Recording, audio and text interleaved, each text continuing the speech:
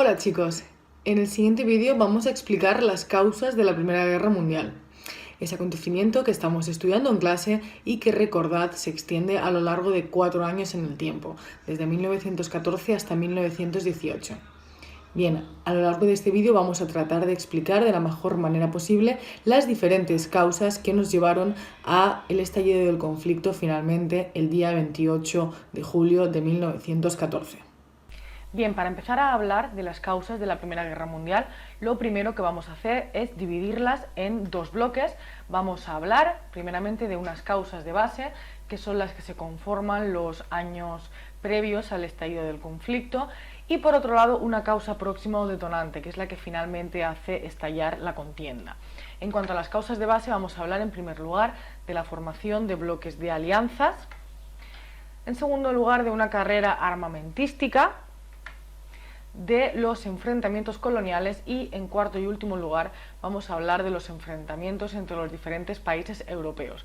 Como hemos dicho, estas causas de base se vienen produciendo, gestando en torno a los años anteriores al estallido del conflicto, remontándonos en algunos casos hasta incluso 30 o 40 años antes de la guerra.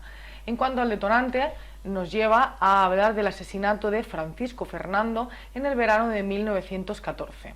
Esta va a ser la causa que va a hacer iniciar el conflicto. Cuando hablamos de Primera Guerra Mundial, en muchos casos hablamos de una guerra anunciada, ¿de acuerdo? La Primera Guerra Mundial tiene otros apelativos como Gran Guerra o Guerra Anunciada. Hablamos de guerra anunciada porque todo el mundo en Europa sabía que más pronto que tarde iba a estallar una contienda. Y esto se sabía por los diferentes problemas, las diferentes tensiones que estaban teniendo lugar en el continente europeo y que nosotros vamos a estudiar a lo largo del próximo vídeo. Como hemos dicho, la primera causa de base que vamos a citar es la formación de bloques de alianzas.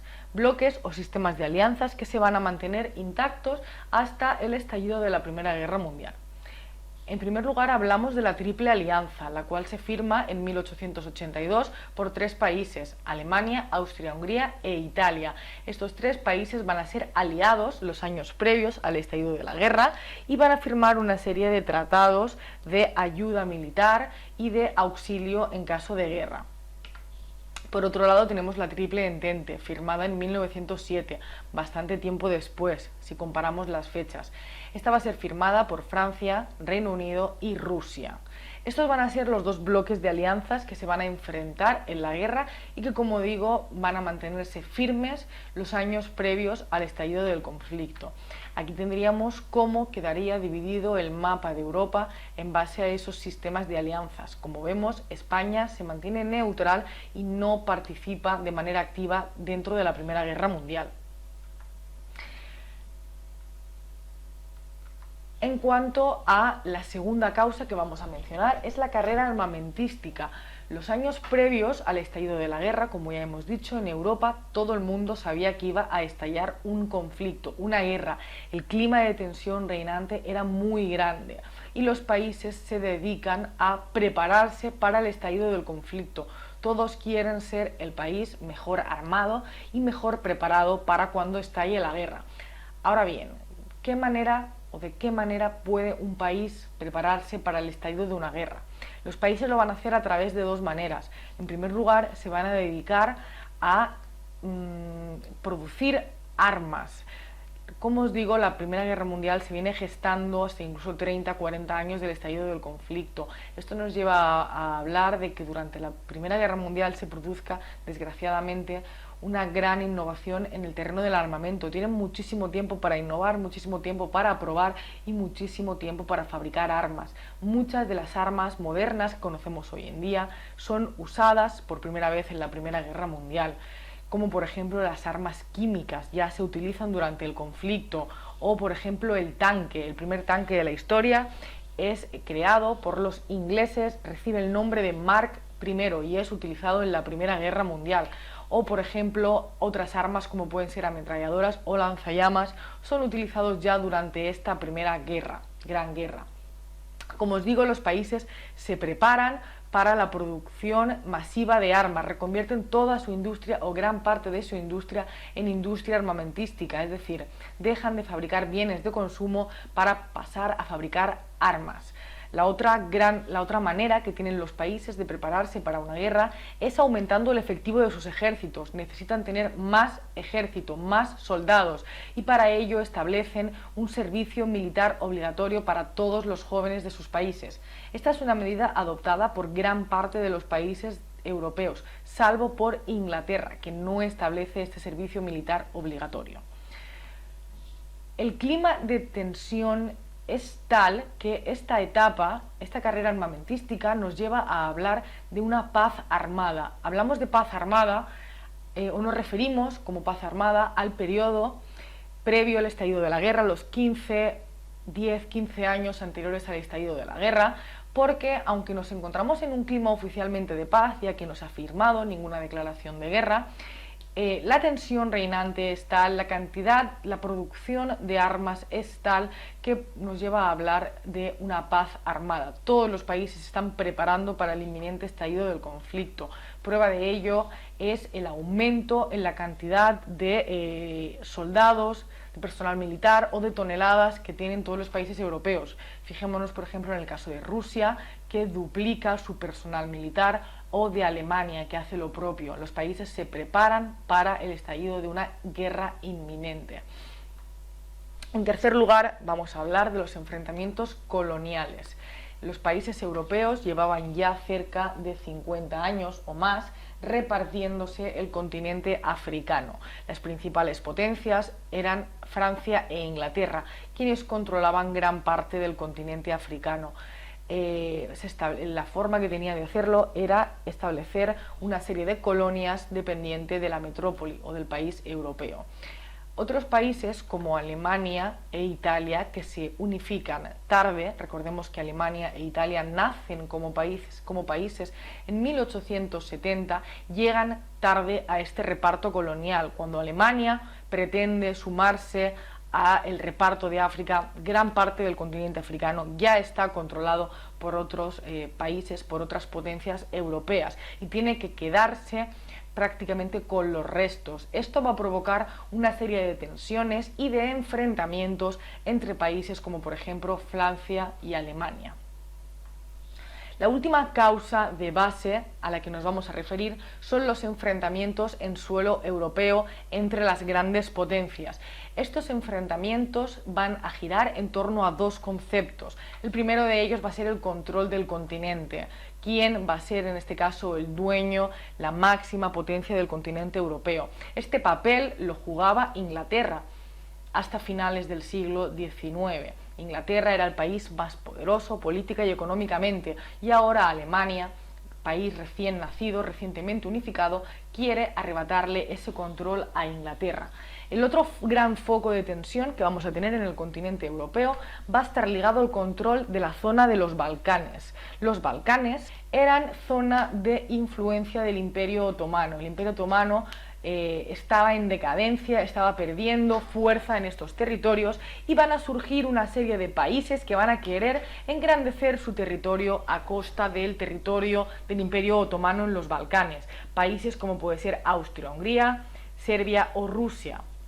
El principal foco de tensión en los Balcanes va a ser Bosnia. Bosnia, país limítrofe, territorio limítrofe entre el Imperio Austrohúngaro y Serbia. Ambos van a querer controlar la zona de Bosnia. El Imperio Austrohúngaro por un lado, Serbia por otro. No debemos olvidar las alianzas previas que se han formado, puesto que cuando el Imperio Austrohúngaro y Serbia entran en conflicto no lo van a hacer solos. Austria-Hungría va a estar respaldada por Alemania y Serbia va a estar respaldada por Rusia. Aquí tenemos el sistema de alianzas que se va a enfrentar en este conflicto de los Balcanes. Como hemos dicho, Serbia ayudada por Rusia, Austria-Hungría por Alemania. Ambos países, Serbia por un lado, Austria-Hungría por otro, se van a enfrentar por el control de Bosnia en los Balcanes, cuando a principios del siglo XX, sin previo aviso, Austria-Hungría se anexione Bosnia. Esto es algo que no sienta nada bien a Serbia y que de hecho está a punto de hacer estallar la guerra. No lo hace de momento, pero la tensión va a ser máxima. Esto nos lleva ya a hablar de la última causa, en este caso ya se trata de una causa próxima, el detonante, que es la que nos va a hacer estallar ahora sí ya la Primera Guerra Mundial.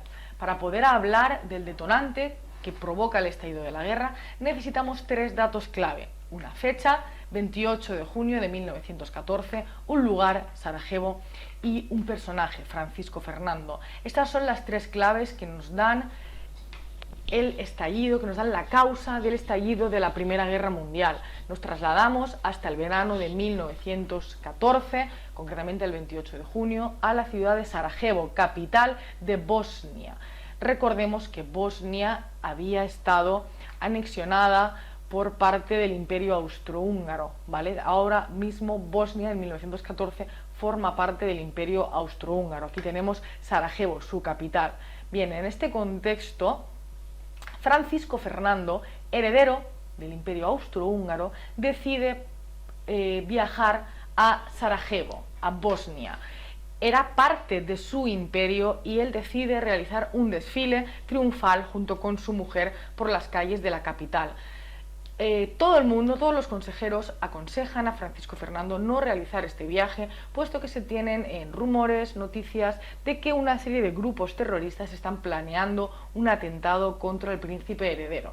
Este desoye todos los consejos que se le dan y continúa adelante con su viaje. De esta manera nos vamos ya, como hemos dicho, hasta el 28 de junio de 1914, día en que se produce este desfile triunfal por las calles de Sarajevo a manos de Francisco Fernando y su esposa. En mitad de este desfile se produce un primer intento de atentado cuando se coloca una bomba en el coche del príncipe heredero. Este consigue salir ileso del atentado y, lejos de achicarse, decide continuar con el desfile. No tendrá tanta suerte en un segundo atentado cuando un pistolero, un estudiante, Gavrilo Princi, se acerca al coche y dispara tanto al príncipe heredero como a su esposa. Los dos mueren antes de poder ser auxiliados en el hospital.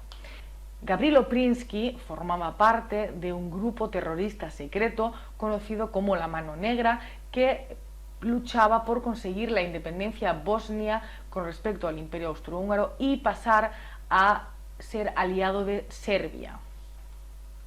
Todas las alianzas previas al conflicto se ponen en marcha tras el asesinato de Francisco Fernando y el día 28 de julio de 1914, justo un mes después del atentado, Austria declara la guerra a Serbia. Inmediatamente después de este acontecimiento, Serbia va a ser apoyada por Rusia, quien declarará la guerra a Austria-Hungría.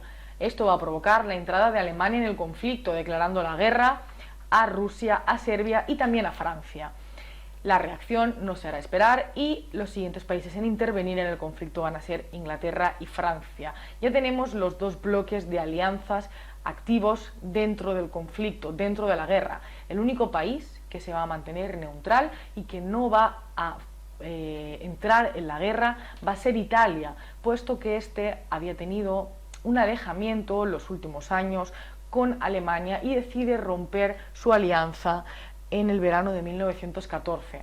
Italia entrará en la guerra un año después, pero lo hará cambiando de bando en favor de los miembros de la Triple Entente. Con esto ponemos final a las causas de la Primera Guerra Mundial. Espero que os haya servido de ayuda y que os haya quedado un poquito más claro por qué se produce en 1914 el estallido de la Gran Guerra.